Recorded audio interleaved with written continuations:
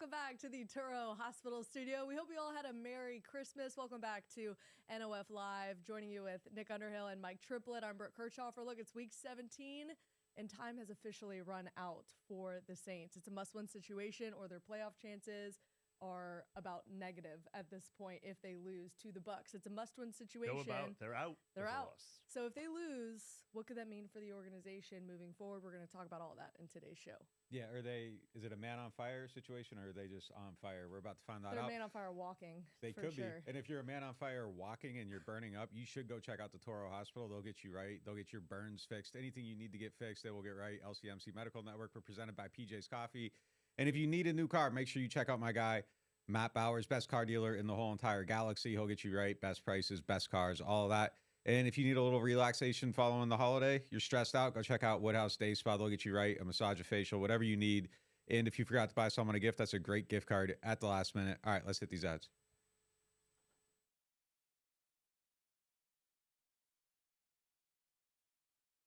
PJ's Coffee has some of the best drinks that you can find. They have locations all over the city. They have pastries and everything else you need to get your day started. So go check them out. Are you looking for the perfect engagement ring? Look no further than Friend & Company Fine Jewelers' new engagement salon.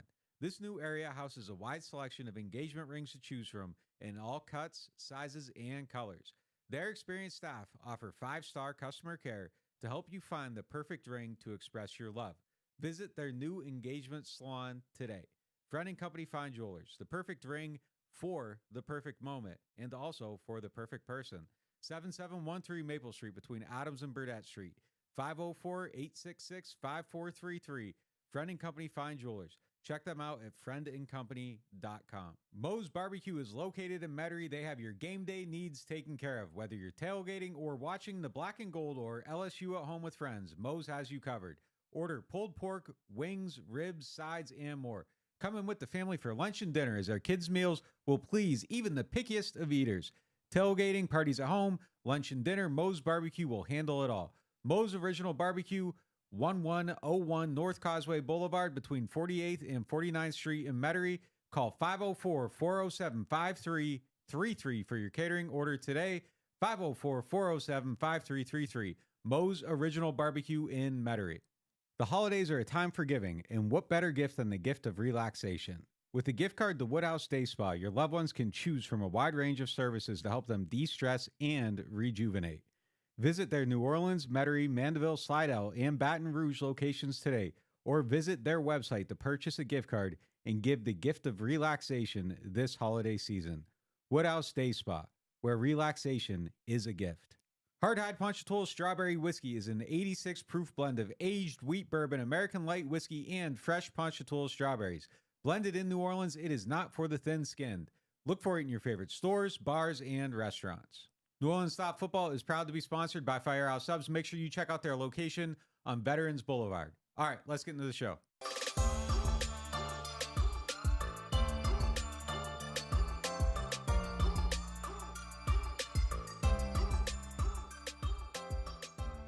Let's get into our lead topic, presented by Friend & Company Fine Jewelers, the official jewelers of the New Orleans Saints. Friend & Company Fine Jewelers is home to a new engagement salon where they have a wide selection of engagement rings, with it being the holiday season. Also head over there and ask them about their fleur-de-lis collection of earrings and necklace that you should see right now. They will pop up in a second. There we go, Brandon. Pop it up. There we go. All right, still the holiday season. You got time before New Year's. Go out and get that's specially priced for our NOF audience. All right, let's get into the lead topic. If the Saints do not beat the Bucs on Sunday, that's it. That's done. Playoff hopes are completely dead, killed. But if they win, it's a very, very slim chance that they make the playoffs. How did we get here? I think by underachieving throughout the whole entire season. I think that's how they got here. The question really is where does it go from here, and what do these next two games actually mean? And I think there are going to be decisions that have to be made just based on the future of the franchise. And it's a fascinating situation. But yeah, I mean, I think if you look at it across the board, and we were going back and forth between our two questions of the day, and I think that, like, we picked the other one made a great point though. Like, let's talk about that. Like, what do they do well? Like, if you're sitting there and you're saying, like, this is the hallmark of this team, walking over to the hooks on the wall and you're hanging your hat on one, like, where are you putting your hat, and which hook is strong enough to hold your hat? do they have a hook that's strong enough to hold that?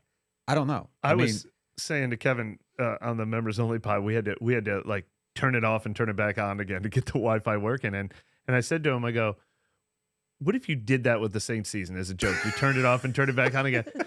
People have made that joke before. There have been other Saints seasons where I'm like, oh, if only they could hit reset. Yeah. I feel like if you reset the Saints season, I don't know that they wouldn't just go 7-8 again. Like, to your point exactly, we've had enough evidence now that I don't know if the Saints, and they've definitely underachieved, but I kind of feel like this is a team that has not figured out how to be anything other than 7-8. Yeah. Like, it's not like they had a bad stretch that they couldn't overcome. This is the team they were in September. This is the team they were in October. Mm-hmm. It's the team they were in November. And now, after that Rams game proved those 2 wins were fake, this is the team they are in December. And I agree. What are they really good at? I thought it was the secondary until they faced by far the best real passing offense they faced. They had no answer for Matthew Stafford and Puka Nacua and Cooper Kupp. I kind of like the receiving core when they're healthy, but they haven't maximized them. So those are 2 areas I would build around going forward, but I don't know. I don't know if I even think they're an underachieving team. I think they're a 7-8 team, and they've proved it to us over and over and over and over again. Well, I mean, I think the conversation has gone too far the other way, though. Like, I think maybe that the talent was a little, like, everyone was like, yeah, but I think this idea that they don't have any talent has swung way too far the other direction. Like, I think people are like, well, this roster was never good. The roster is exactly kind of what I thought it was going to be. I thought they had a good team with a terrible defensive line, and that's kind of what I think they are at the end of the day. I think their O-line has talent. They had the same players last year. It wasn't this bad, so what's that? I mean, I think you point to coaching on that one. So, I kind of feel like, yeah, I mean, I just every time I go on Twitter, they're like, well, why do you think the roster's good? Because they do have good players. They just aren't getting enough out of them. If they don't have good players, then you can't sit there and be like, well, it's all coach. Like, no, I mean, they aren't getting enough out of the players, and I think that is a coaching issue. So I think it's the D-line is a big issue, and then Trevor Penning. I think those are the 2 big issues on the team. But like, I think they're good enough to be a playoff team. They should absolutely be winning this division. And there's a couple of moments you go through the season where if they had achieved in those moments, they would be a playoff team. So I think they've underachieved. I'm not letting them off the hook by saying they have a bad roster. I can't do it. Well, we know the hallmarks of a winning team. We see that across the NFL. Teams that have success can run the ball well, can stop the run.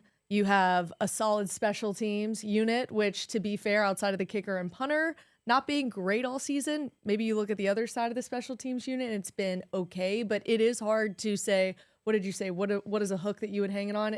There really isn't stability across the board. Mm-hmm. If you have a whole row of hooks for your Jackets, they're probably falling off at the middle of the season because nothing has been able to show stability or even just consistency.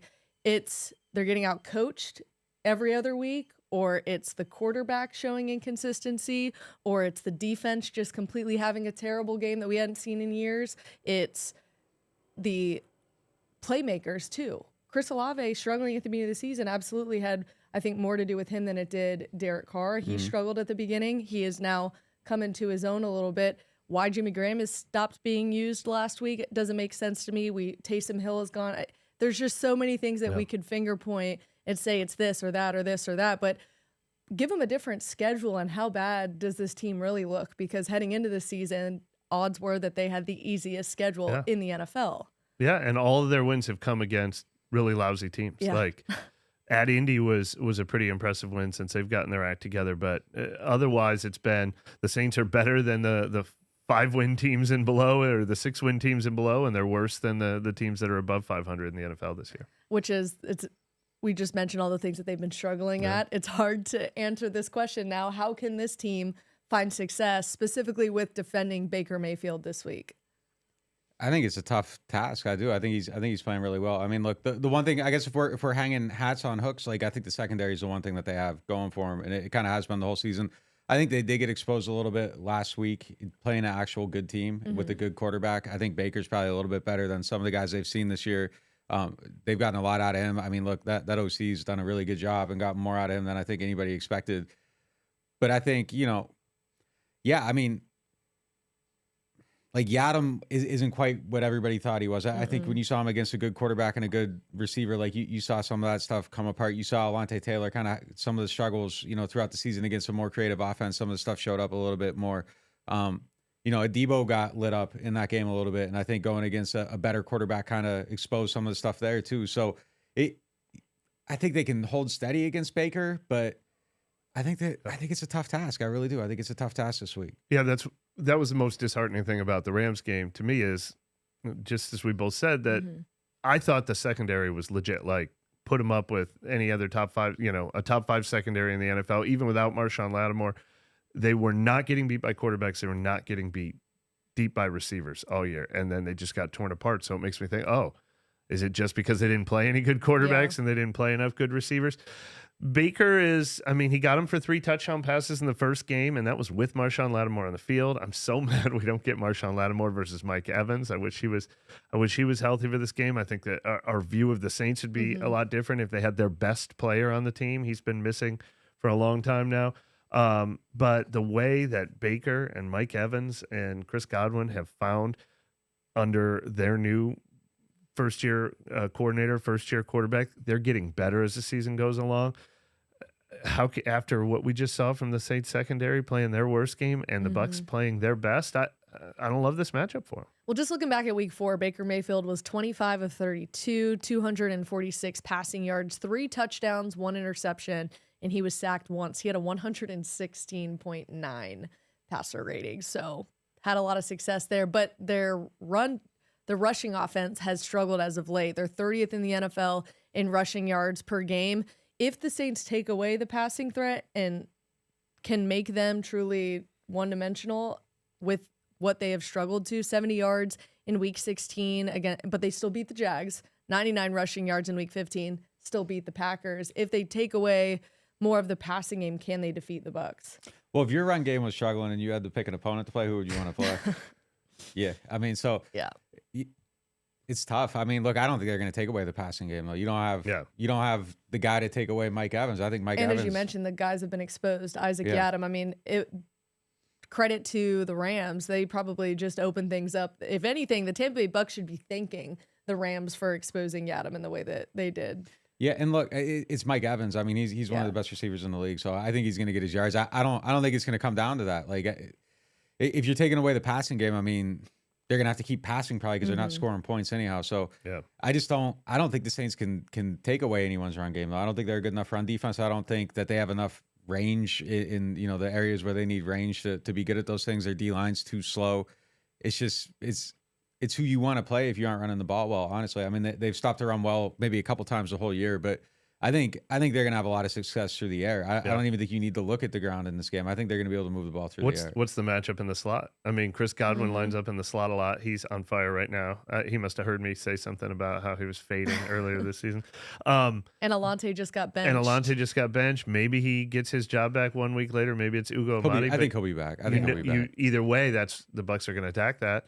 And I agree. I mean, look, every stat that I have about the Saints' lousy rushing game this year, they're 31st in this, they're 31st in this. The Bucs are 32nd. So that is something. They've been a little better lately, but yeah, the Bucs don't want to rely on the run, but guess what? If the Bucs have a lead, then they're going to start running the ball. So that's the way the Saints make the Bucs one-dimensional, is try to play with a lead, but I don't know if they can do that. Well, the Bucs are on a 4-game win streak with wins over the Panthers and the Falcons. Their only NFC South loss was back in week 7 against the Falcons. Why has Baker Mayfield worked so well in Tampa and the Saints haven't seen that same success with Derek Carr?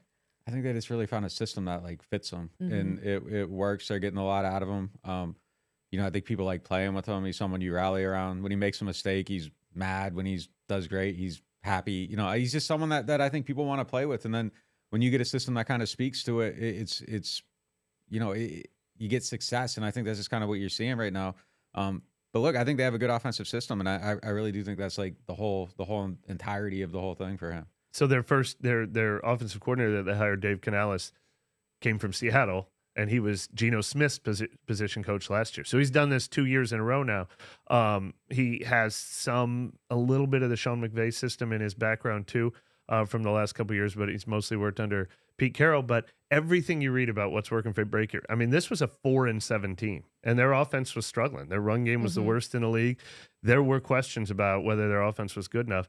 And now all these victory laps in all the Baker Mayfield stories and all the Dave Canales stories, it's like Dave Canales had a tweet recently: trust the process, seasons, not seconds. Like we told you all along, it was going to take a little while, but it was going to come together. I mean, it's like all the things nobody wants to hear that we've been waiting to see work for the offense. Like it just takes a little while to come together. It's all coming together there. Baker Mayfield also, I've talked about this. I think this is one of the great sort of market inefficiencies in the NFL. I kind of like what the Saints did, trying Jameis Winston, trying Andy Dalton. Those guys are free, like as opposed to, reaching for a quarterback who's not good enough. Like, and they finally hit on one. It was Geno Smith last year. It was Baker Mayfield this year. But he was a really good player. All his numbers this year, 26 touchdowns, 8 interceptions. He had the exact same ratio in 2020, his best season with Cleveland, 26 touchdowns, 8 interceptions. So he's done this before, and they found someone who could get the best out of him. All this should be the blueprint for Derek Carr next year. It should be find someone who can get the best out of this guy. It's only the blueprint, though, if you play in a terrible division that you can win by winning 9 games. Right. Otherwise, you're a team that's underachieved and aren't good enough. So, like, it's kind of within context. You play a terrible schedule, you're a bad team. I think in any other division, it's not. But I think in the context of this one, it is, obviously. I mean, it works. They're going to win their division. But I think if they didn't play the NFC South and all these bad teams, and I think you're probably like a 7-1 team kind of doing what they're doing. No, that's definitely true. But there's no question they're getting the best out of Baker Mayfield. No He's a guy who is in year, 7? And they had the patience to unlock him. I mean, that's what I mean is the blueprint for Derek Carr is he's your guy. So put all your resources into figuring out how you make that guy work. Helps when you have Mike Evans and Chris Godwin. It helps when you're not paying the quarterback that's not at the top, and you have money to buy resources. When your resources are going into the guy that's playing worse than the guy that requires no resources, it's a little bit harder. Yeah, speaking of the front office, let's get to our moment of the day presented by New Orleans Hamburger and Seafood Company. If the Saints lose Sunday, will general manager Mickey Loomis or even ownership make decisions on the team's future with the playoffs out of the picture? No, I mean, yes, they'll make decisions, and I think the decisions are already made. Like, I think DA's coming back. I don't think it's like etched in stone. Like, I think something could probably maybe drastic happen. If they lose the last 2 games, is DA still the head coach next year? How do they lose? With that being the case, if it either way, just 2 losses, does DA say? I think the context of the losses is going to be what matters. Okay. Yeah, I don't. If they lose competitively, no, they don't make a change. If they lose 50-3 and 47-6, it has to be embarrassing. I think it would have to be drastic, extremely drastic over the last 2 weeks for a change to be made. Otherwise, I think that they're going to bring him back. I think they're going to look to make changes in the coaching staff, make changes with the players, and try to do something different with similar DNA, I guess, like is how I would put it. But I don't think there's a scenario where they make a change, but I think getting to that scenario and finding that path, like you need to, go through the jungle, chop down a lot of trees. Like it's a hidden path. Like it's very hard to get to. And I don't think they're going to get to that path. Well, they're not going to make a change after this game. I mean, I would have been surprised at any point this season. We wondered if they lost at home to Carolina, which would have been an embarrassing loss at the time. But I always thought the decision would be made after the season. So I obviously still think that's true. But even though we, hear nuggets of information, we think they support DA. We know they support DA. We know they want to have patience with DA. We know they respect DA. 3 straight losses to end the season, including losses to Tampa Bay and Atlanta. I can't believe that couldn't change their mind in any way. Not that he would be fired, but I can't believe they're like, I don't care if we lose the last 3. He's our guy. That would have to weigh on you so heavily, especially what the crowd would look like and sound like in that home finale. Mm-hmm. Like, I don't know how you would sell it to the fans. I don't know how you'd sell it to your veteran players. I don't know how you'd inspire your young players if you lose the last 3 this season. But I know DA staying is the betting favorite, and probably one more win is probably enough to secure that at least. 3 straight losses at the end of the season and finish 7-10 again. I don't know. I can't believe it. I think very, very, very, very, very, very, very strongly that it's secured and it can only be lost. Yeah. I just and look, like we're reporting as it is with not how we feel about the situation, with what we expect to happen. Yeah. It's just, I mean, I understand why the fans are frustrated because they're thinking, why? Yeah. Why would you not try to at least go out and find one of these young minds and bring them in? And it sounds like maybe they think they can still get that while keeping DA in the building. Is that kind of where their mental is at right now? Is that they're going to move on from Pete Carmichael, bring in a new OC and keep DA? Is that I think the coaches in general, I think we're going to see big changes on the staff, regardless of what happens. Just not the head coach. Yeah, I don't see DA going. I think we're going to see changes on that. I think they probably feel like, hey, tried to keep this together in a certain type of way. It hasn't necessarily worked the way we wanted to, so they're going to change that up. I mean, I think there's clear things that aren't working within the staff. So I think we'll see changes there. I think we're going to see changes with players. Like I think there's a big need for some of those guys. This is an old team. Like they got to figure out how to get like more core young players in, and I think that's what we're going to kind of see moving forward. But like, some of the guys that we even talk about like as being superstars, like if you really start like breaking down the film, like sometimes they aren't. You can't rely on them every single week. So it's just, I'm just telling you what I think is going to happen. Yeah. Like I feel extremely strongly that the job is probably secured, and you can only lose it. Right.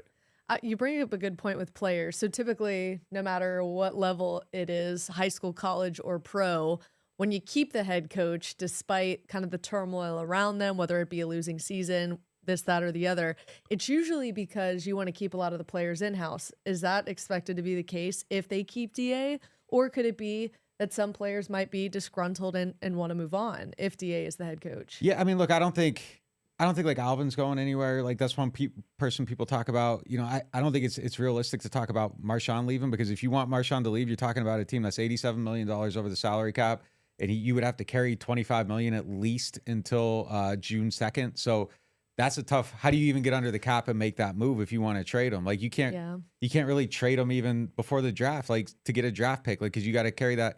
So it's a tough situation to get to with him, because you could, like, if you feel like you had to just like cut this piece out so that you have a better whole, like if you felt like it was that cancerous to a certain state, like you could figure that out, but it's just like, is it that bad? I don't know. So, yeah, look, I think some of the guys are going to be here. Look, Ramchak's like his health is something that I think could dictate something, but so like in this terms, no, but, yeah, I mean, look, I think there's just decisions to make with everybody. Some of the older players, I think there's older players that are going to have to take pay cuts to stay around. Like, I think there's just a lot of hard decisions that they're going to have to come to. All right, you mentioned the Mike Evans, Marshawn Lattimore matchup that we are not going to get this week. With them facing the Bucs, or the Saints facing the Bucs now without Michael Thomas or Marshawn Lattimore, how different is this matchup as far as now how the Bucs will game plan for the Saints with those two out?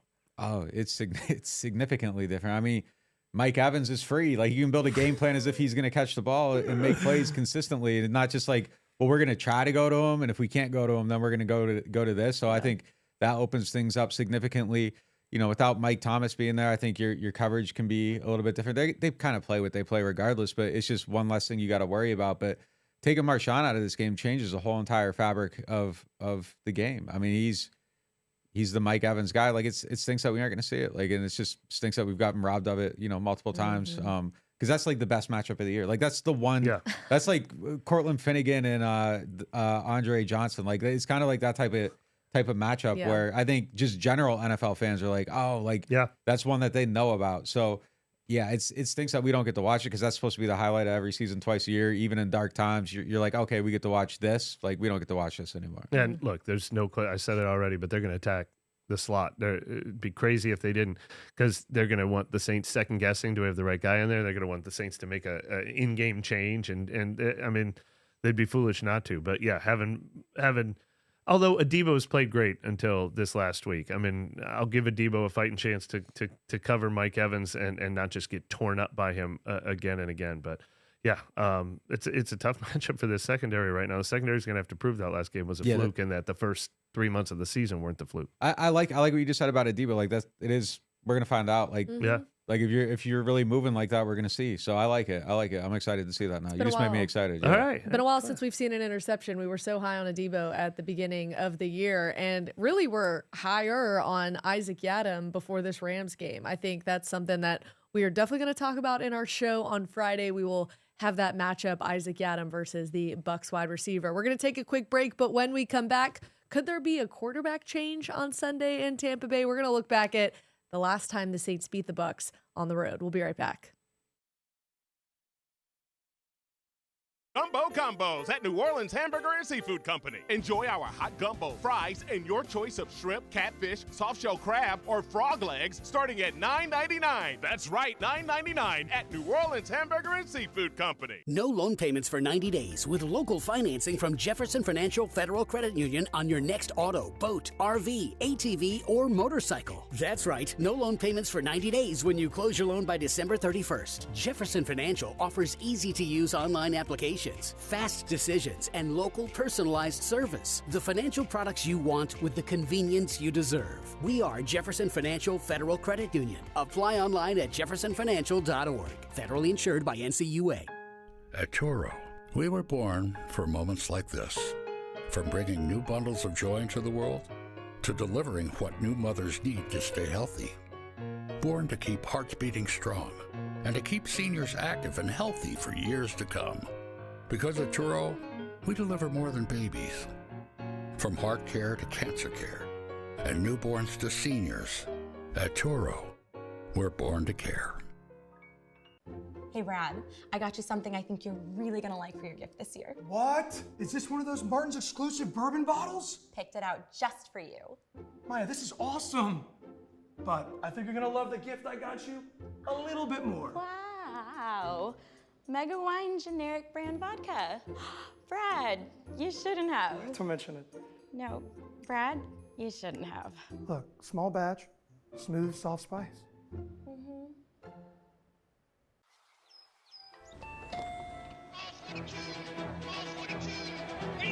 I'll take a New Orleans Saints scratch up.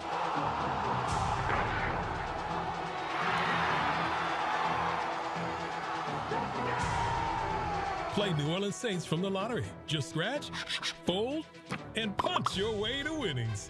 Punch your ticket with New Orleans Saints. Win up to $100,000. Enter our second chance drawings, giving you a season to smile. Welcome back to the Turo Hospital Studio. Time now for our money segment presented by Jefferson Financial Federal Credit Union. Landon Young has been money at right tackle for the last few games with Ryan Ramczyk out. What has the film said about Landon Young? Are we hyping it too much, or does he deserve this praise? They need to get Ramczyk back. I mean, that's what the film says to me. I think you're holding on by a thread, and he got beat a handful of times in this last game. I mean, there's no comparison. Like, you got a guy that's even hurt. Like, they need him out there to be at their best, and it's a matter of time. It's kind of like the not having Marshawn thing. Like, you can get by for a little bit, but there's an expiration date on that because people figure it out. They know what you're doing to kind of mask it. They pull off the mask, and then you just kind of are what you are. There's a reason that Ryan Ramczyk, and Landon Young is a guy that hasn't really played a whole lot. So I think he's done a commendable job. I'm not chopping him down here, but I think they got to get Ramczyk back on the field. Question is will they be able to? I'm kind of like not expecting to see him, but we'll see how it goes over the last couple of weeks. Later. Yeah. And look, if they lose this game, they aren't going to rush him back. I mean, I think there's probably a pretty good chance that we don't see Ramczyk again this season, just based on the circumstances. Yes, I worry about that long term so much. Yeah, look, Landon Young, I think this has been big for him to try to be like, keep me around as the seventh lineman next year, active on game days that you can use as a backup at right tackle and maybe guard spots too. He had that versatility in camp, but I'm not giving credit to any offensive lineman after they ran for like whatever it was, 42 yards or whatever they did against. Their run blocking was atrocious in this game. The pass protection wasn't as good as it was the week before, but yeah, I think Landon Young is making a case that he deserves that seventh offensive lineman roster spot that he's had for a couple years. So I think that was important for him, and maybe there's room to grow from there. But we're not handing out any awards for the offensive line's performance in the Rams game. Yeah, I agree. Long term, he's likely going to get exposed. We'll be at practice later today, so we will see if Ryan Ramczyk is back on the field, and we'll be bringing you guys updates on NewOrleans.Football. All right, the Saints had success in Tampa Bay against the Bucs back in 2021 with Taysom Hill as the quarterback. Remember, that was when Sean Payton had COVID and Dennis Allen was the interim head coach in that game, the fill-in coach for that game. And it was only 9-0, no touchdowns anywhere in the game. Kind of crazy to Dennis see Allen's that. finest hour. It was. First shutout of Tom Brady in So- like 15 years. Yeah. Because Dennis Allen found a way to win with Taysom Hill at quarterback in that situation, is there a possibility No, there's they not a possibility. they switch quarterbacks in this no. game? Yeah. If it's Taysom on Hill. the- Yeah. yeah. Taysom Hill, who they Not gave in the beginning, but two in the- touches to in the Rams game. They're like, they have a If it great plan if for it him. If it unravels in the flow of the game, do they make a change? Brooke, I'm so like there is nothing I'm more frustrated with. I mean, people have I been know. killing Pete Carmichael. Maybe it's not always his fault, but I think he gets an F for figuring out what to do with this. Last year, I thought he knew. Oh, look, like he worked. He used Taysom Hill better than Sean Payton ever used Taysom Hill last year. There were times this year where like, oh, they figured it out. Taysom Hill got 15 touches in this game. When they are losing, they're like, well, we can't use Taysom Hill now because we're losing. It drives me nuts. 2 carries for 2 yards last week in a loss to the Wild. Rams. And like they don't know what to do with Taysom Hill. They're like, no, we're only allowed to use him when we're winning. It drives me nuts. I wonder if he's still hurt. You know, I think that's probably he's probably not 100% yet. Just how backed off they are and they couldn't block. Maybe there's something else there. It there's went no from way they being- change it. Like the betting odds here are like what do they actually?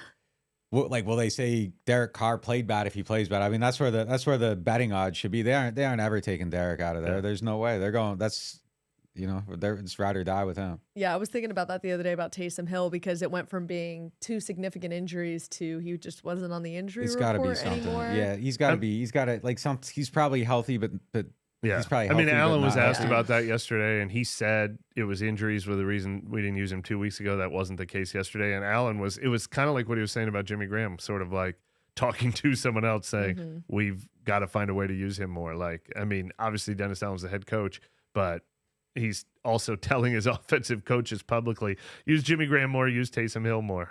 Yeah. All right. Speaking of the run game, let's get to our Martin's question of the day. Martin's is home to a wide selection of hand-picked barrel select bourbon, whiskeys, and more. Martin's is so much more than just wine. All right. The question is, what do you think is the biggest issue with the run game? And has Zach Strief's departure during the offseason played much into the O-line problems?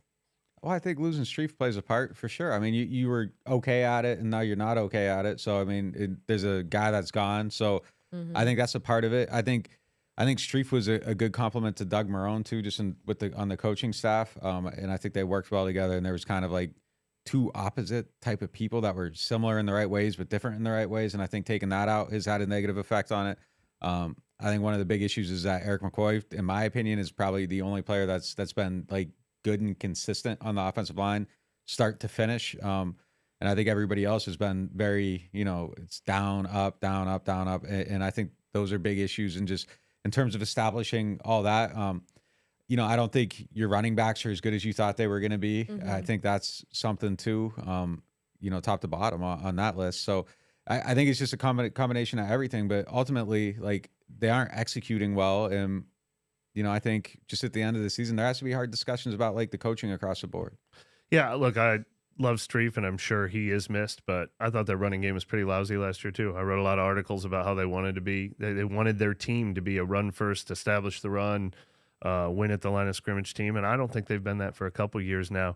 They certainly aren't this year. They replaced Strief with Kevin Carberry, who came from the Rams staff. You like the idea of poaching someone from the Rams staff? That hasn't made a difference. They did hire Jari Evans full time to also help with the offensive line. That obviously, and Doug Marrone. But yeah, I mean, I wouldn't be surprised if they do keep Dennis Allen. Obviously, if they don't keep Dennis Allen, but if they do keep Dennis Allen, I think if you were an offensive coach on this team, your job is in jeopardy. I don't think there's a position anywhere on the offense where this team is not underachieving. With the offensive line, does it more have to do with the talent on the offensive line or the coaching on the offensive line? I know that talent is a word we use so much with this team, but is it with the offensive line, does it have more so to do with the coaching? I think it's both. I mean, I think guys aren't playing. Like, look, like Trevor Penning not being a player is a big issue. Yeah. And I don't know what coach is fixing him at this point. Like, it's just kind of, it just is what it is at that point. So maybe someone else comes in next year and figures it out. But yeah, I think it's both. I mean, I think when your talent isn't performing, like it's coaching. But I think also the talent isn't I think it's deteriorated a little bit. I think you got like some highs out of some guys last year, and you aren't getting the same highs this year.